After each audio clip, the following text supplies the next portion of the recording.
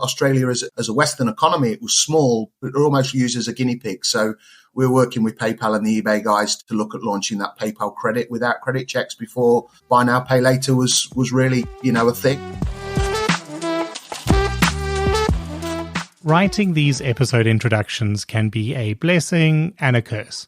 I swear there have been times when it took me longer to write, record, and edit the 2 minutes up front than it did to write, record, and edit the 30 minutes that followed. But then there are times, like today, where thinking around for an introduction bubbles some long-forgotten fond memory to the surface. My career in credit and my enjoyment of a cold beer haven't often had a chance to overlap, at least not during work hours. But when I was based in the centre of Johannesburg, our office was just a 5-minute walk from the Bender's Arms, a classic old-school South African pub. Now, where the perfect English pub might be described as cozy, the perfect South African pub is cool, thematically, if that's a word. Hard wooden floors, few windows, and lots of cold beer. The Bender's Arms was just like that, but more importantly, it was far enough down its eventual slide to decline that you're unlikely to bump into the big boss. Plus, it served a greasy but delicious boerewors roll for prices that, if I were to quote them here, would make me sound like my parents and their movie and popcorn for a halfpenny. So, while I started by saying that my career in credit and my enjoyment of a cold beer hadn't often overlapped, there were a few glorious Friday afternoons in summer when it did, where I would take Matthijs Rousseau, now a senior credit portfolio manager at Nordea, but then just a year or two post-graduation, for a team meeting and an ice-cold castle. Anyway, it's my birthday today, so this one's a bonus episode and a little bit more lighthearted. Welcome to How to Lend Money to Strangers with Brendan LaGrange.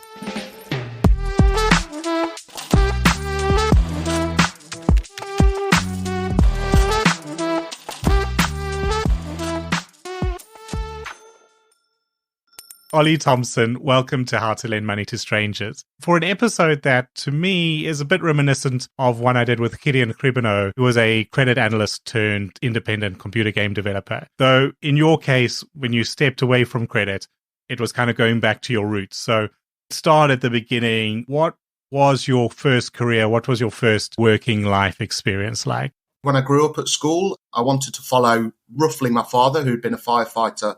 But while my mates were doing paper rounds, 15 and 16, it was too cold and hard work for me. So I got a job in a kitchen washing pots and began my hospitality career. It started to love food, still wasn't really sure what I wanted to do. So kind of fell into chefing and then got the opportunity at 19 to move to London, running a small bar.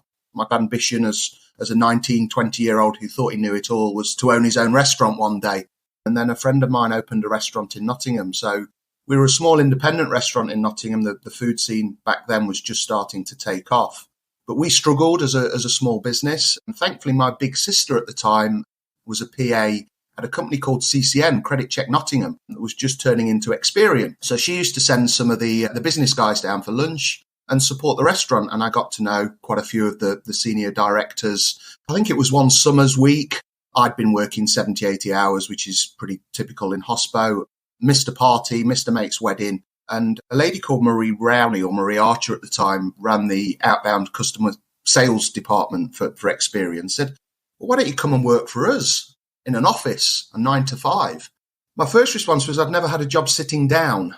So it was a bit of a weird opportunity and jumped at the chance and must say I hated it. Worst job I've ever had. So I sat down with Marie and I said, look, it's just not for me. Thank you for giving me the opportunity. Somehow she recognised something in me. She said, look, you really need to stick at this and do it for a year to prove your stripes, and then we'll look at moving you on within the business. True to her word, after about a year, she gave me a role as a client training executive. And I loved it and did that for a few years. And then another department in Experian offered me a role to run the Royal Bank of Scotland relationship, one of Experian's top 5 UK accounts. Very daunting, being very young. Someone found out I had Scottish heritage, so they were like, "Yeah, you'll be fine up there in Scotland, Ollie. They'll love you." So I got on the train and went to Edinburgh and RBS and thought, God, this is a big account. Was very, very challenging, but I had some great support and mentors at Experian. So Colin Wrigley, who was a previous client of mine at Bank of Scotland, and Tim Morris, Tim Haig, and of course Marie, very much formed my mentorship and trained me at Experian. I worked in consumer bureau sales, business information, credit risk, analytics, fraud, and doing the training role and sales and relationship manager. It really rounded me, and I had a fair, understanding of the overall company. How I fell into IT, I still don't know. Right place, right time, knew the right people. Looking at your background, you spent, was it 8-9 years in the UK, but if that was a big move in terms of industry to go from hospitality into consumer risk, into consumer data, it was a big geographic move that you made next, and you went with Experian to Australia. The opportunity came up in Australia through a guy called James Bradley that I'd worked a little bit with in the UK. He came over as a sales guy. The opportunity came up in Sydney with telcos, didn't know a lot about telcos, understood our proposition. So yeah, applied for the job, never thought I'd get it, but within 6 weeks from application start, I was on the plane moving out. When I arrived, Australia and New Zealand were still in a negative data sharing agreement, so only sharing defaults and negative payment history. So there was a massive opportunity for growth. But being a new person off the boat, as the Aussies all say, they'd all been watching the UK with great interest for the financial crisis, obviously trying to avoid one here in Down Under. So again, right place, got off the plane. Everyone wanted collection systems. They were worried we were entering into a financial crisis. Pretty much within the first 6, 9, 12 months, I was in front of all of our major clients in the banking, telco, utility space, talking Tallyman. We managed to get our collections platform into all of the big banks, a couple of the telcos, and then started traveling around Australia, New Zealand, a bit of work in India, Singapore, Malaysia, looking at leveraging debt management propositions. Suddenly Australian companies, instead of having a small market far removed from everywhere else, can serve international markets. And you saw obviously the buy now, pay later sort of wave out of Australia. But even before that. Couldn't agree more. I mean, there was quite a few of the Tesco Bank guys came out to work and set up a few of the banks over here. And, being able to open an application for a credit card on your mobile phone in Australia 6 years ago was pretty much unheard of. The Tesco guys really helped launch that through 86400 and a few of the other banks. But also looking at Australia as a bit of a small testing pot. I mean, I did some work in the early days with PayPal when they were looking at bringing PayPal credit here, because as a Western economy, it was small, but almost used as a guinea pig. So we were working with PayPal and the eBay guys to look at launching that PayPal credit without credit checks before buy now, pay later was really, a thing. Start coming back to your story. It was, you moved to Australia with Experian and you stayed there for a good amount of time. So 6-7 years, if I'm doing my maths right. When you left Experian, it wasn't to go to, TransUnion or FICO or one of the sort of similar players in the space. It was to go and start your own restaurant and venue space. So talk to me about what Sutton's Beach Pavilion was. Restaurant of the Year 3 years in a row, very much not another credit roll. What inspired that move back to your roots? What was it like to now finally realize that dream? And how was it different, I guess, to a 9-to-5 office job? So in Australia, there's a great law that if you've worked for a company for 10 years, they have to legally offer you long service leave or the pay, which is 3 months' salary. So I'd planned a trip to drive from Sydney to Brisbane via national parks, basically no tarmac, a minimum 16-day drive. So I had my 3 months long service lead, planned to drive up to Brisbane, come and see an old service manager friend of mine from Experian that was living up here. And the plan was to spend 3 weeks getting to see her, clean my car out, restock and do some of the fantastic islands off the coast here in Brisbane. I'd got as far as Newcastle, which is about 200 k's north of Sydney. And the phone rang to say, when are you getting here? I said, I don't know. Well, we've got a great business opportunity for you. What's the opportunity? Oh, it's a restaurant. Definitely not interested. Few more phone calls. I conceded, send me the books. And I couldn't believe it. This was a 1937 Art Deco doing Israeli food on an Australian beach, spitting distance from the sand.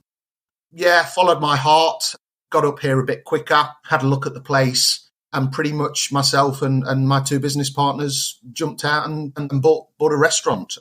So we took it from, about $1.5 million turnover and doubled that over the next few years. This was a jump back into something that I was truly passionate about. And yeah, we won quite a few accolades. Best restaurant in the year, as you say, runner-up in the fish and chip shop. We got silver in the awards for the region, and I think there's over 300 fish and chip shops, numerous other accolades. And that was the plan, was to retire with a restaurant. Sadly, our landlord, the local Moreton Bay Regional Council, had other ideas. They'd not maintained the building. It was, as I say, it was over 85 years old, and they made the decision to demolish it, which just went mental.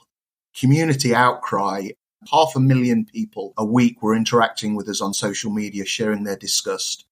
So I was put in front of every channel station, radio station, TV station, reporter, what's going on? And the fight still continues. I mean, it's nearly a year to the day we closed the doors. We had to make the 48 staff that worked with us redundant. But yeah, a year to the day, the building's fallen into further derelict conditions, and didn't know what I was going to do, whether I'd continue in hospo, open somewhere else, or come back into credit risk. And it really was a turning point for me. I wasn't sure. So I jumped in the car and I had 7 months off travelling. Came back to home, and a friend asked me, would I want to run his bar for him? So we got that open just before Christmas, and I'm currently doing that this now. Yeah, it really is sad when these structures are seen only for the sort of the value of the wood and the brick and the cement that's there, and people say, well, it'd be expensive to fix it, when, yeah, they're such a part of the community. I mean, this area brought the world the Bee Gees. You know, they used to play at this pavilion in the early days. This place played such a big part of the community's history. A lot of memories. You know, I've accepted we've lost the business. It's gone. But now it's about protecting the heritage and the history before it is all gone and it's new skyscrapers and just another beach resort. But yeah, as you said, that decision is made and through, and you took some time off. So was that to carry on your sort of 4x4 drive through the sands of Australia, or what were you doing for your 7-month recovery break? I've got a big ute, a big 4-wheel drive. Drove to Melbourne, got on a ferry for 12 hours over to Tasmania, and then drove right down to the south of Tasmania, camping in a tent on my own. Wilderness, you know, no one around for a couple of hours. It was amazing. After 8 weeks in Tasmania, which is a stunning part of the world, and anybody that's watching this, go to Tasmania. It really is everything and more. It's got so much history, heritage, beautiful people, beautiful food, wine, produce.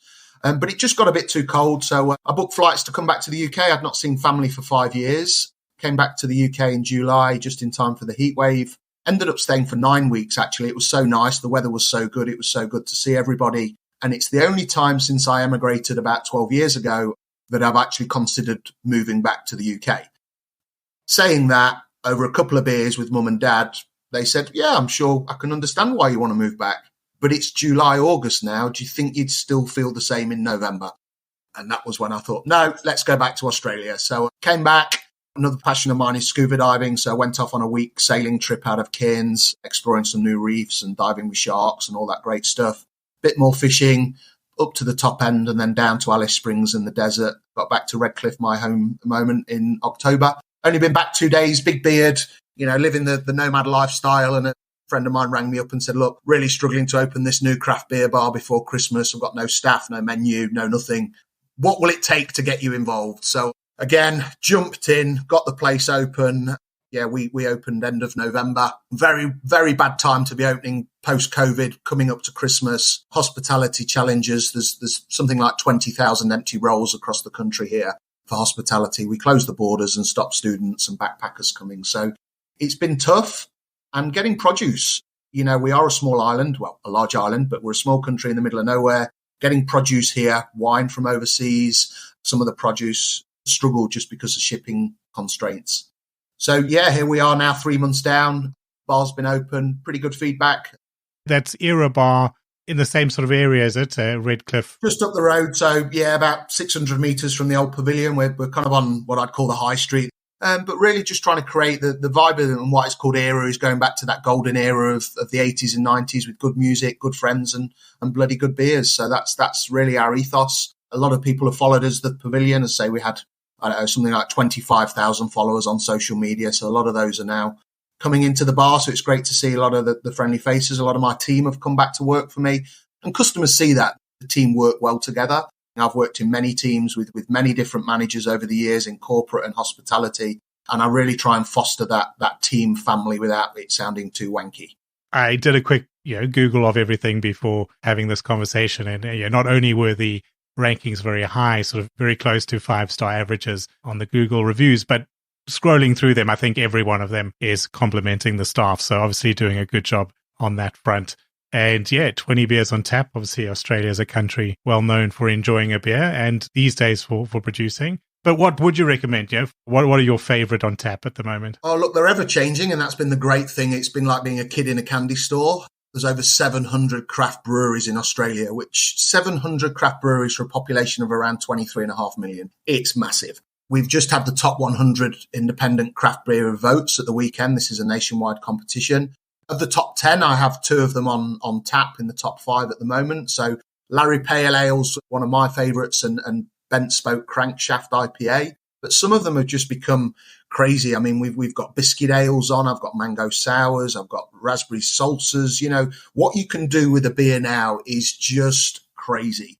One of our best sellers, which goes very well with the climate here, using all natural produce, is a local brewery, Catchment Brewery up on the mountain. They do a hop brewed ginger beer, which is gluten-free, sugar-free, and it is sensational. Refreshing, bit of lime in there, perfect for our balmy, humid summer days. This weekend we've got live DJs Friday and Saturday night. In fact, I take to the decks Friday night. I'm a bedroom DJ, so with a few beers in my hand, although since I started the bar, I've put about 10 kilos on. We get about 5 reps a week dropping off samples of beers for us to try. They want us to put on tap. Someone's got to drink them. So that sort of excitement in your voice, I think I know the answer, but have we lost you to the world of credit risk for good now, or? It's been interesting. I don't know the answer. I mean, it is still an option for me. And certainly over the last few months, I've had a few of the contacts from the corporate world asking me if I'd be interested in coming back. Hospo doesn't pay well and the hours are rubbish. It's not all about money. Thinking of a retirement plan. I'm 45 now. It'd be nice to retire by 55, 54, but I don't think I'll be able to do it on a bar manager's role. So having 7 months off this year really proved to me how well I am suited to early retirement. It was fantastic. There's so much to explore, and it's a country my wife's listening. She'll be very jealous because she's long wanted us to have immigrated there, and the points these days are very hard to get through, but a fantastic country to live in, I think. Certainly in the credit risk space. I mean, every time I walked into a meeting, there'd be 1, 2, 3, at least, pommies that have moved over because of the opportunities, because they didn't go through the financial crisis here when we did in the UK and Europe and America. They've been in growth mode. So, lots of career opportunities. And, the POMs seem to do well when they come over here because, the Aussies invented the 8-hour day, the 8-hour working day. So a lot of the POMs that move over are used to working in London and doing, 8 plus a few extra hours. So those that kind of show that they'll work hard tend to do quite well. A lot of the chief risk officers and senior managers have come from Europe and Asia into this market. So, lots of opportunities. And we're crying out for skilled workers at the moment. Obviously, you spent a lot of time late last year getting Era up and running to launch in November. That's now, as we're recording it, sort of 3 months ago. I guess you're sort of finding your stride there. You've had some travel, some time to think. What are your plans for the rest of this year? Really, for me, it's now we've got the basics done. We've got a menu. We've got the bar open. It's now how do we build on that? So looking at membership programs, loyalty schemes, offers. There's a lot that I'd like to start making in-house and selling, just doing things a little bit differently. Everyone seems to have a dog here in Australia. With our boss owning a brewery, we can make dog biscuits out of spent beer grain. And people pay a lot of money for organic dog treats. It gets dog walkers into the bar. It gets dogs into the bar. It grows our social media presence because everyone's taking pictures on Instagram with their dog eating beer bones. So growing that, looking at the membership. And this is where I use my experience and data analytics. I love data. I'm a bit of a geek. So trying to understand some of those insights around spend data, booking data, preference data. I mean, I run our social media campaign and despite never working in marketing, I can understand a spreadsheet and data sets. So trying to look at those, but now actually having the capacity. Now we've got the doors open and the beer's pouring. How do we elevate that beer growth? And data and analytics really does help us do that, shape the offers that we make to the drinkers. Also, my career experience, whatever role I was in, I was selling, whether it was selling people, services, products, data, analytics. I'm now on the other side, so I'm buying. So, when these companies come to me, Coca-Cola, oh, we've got this great offer, blah, blah, blah. Well, that's not a great offer. So this is where, almost those horrible conversations with procurement managers back in the day have actually, I learned a lot from, and now I turn the tables. So it's not all about, driving down cost. It's getting better value. So, a lot of the conversations I have with some of these smaller breweries that want to put a keg on, well, what's in it for me? I'm helping out advertise your brand. And some of them are a bit, oh, this is a bit weird. No one's asked us this. It's normally yes or no. You want to actually talk about it? I'm like, well, yeah, you want a partnership. I want a partner of a supplier that's going to turn up and deliver. And one of the best relationships I grow here was with our wine importer when I had the pavilion. I'd worked with him for a few years, small family-run business in Brisbane. But when COVID hit, I had quite a lot of stock. So I rang David and I said, look, don't suppose you'll buy back a couple of these cases of wine, because, of course, this stock's going to be tied up while I'm closed for 3, 6, 12 months. No one knew at the time. And he said, not only will I buy those cases, I'll buy every single bottle of wine you've got in the building. Now, I said, mate, no, I don't want to put you in the spot. And his response was, well, I'll look after you now, and hopefully in the future you'll look after me. So when I took over running Era, who was the first wine, who was the first person I rang to talk about wine was David at the Wine Tradition. And he's now my sole wine supplier, and he will be forever forward. Yeah, I guess the restaurant business is one of those ones that are really real businesses. It's how many people are in here and eating and drinking it. It's a tough business. One in 3 restaurants fail within the first 12 months. It's often a business that people think is romantic connotations. Oh, I'd love to own a restaurant. Oh, it'd be so nice just floating around, talking to customers, drinking wine, tasting food. It's not a romantic role.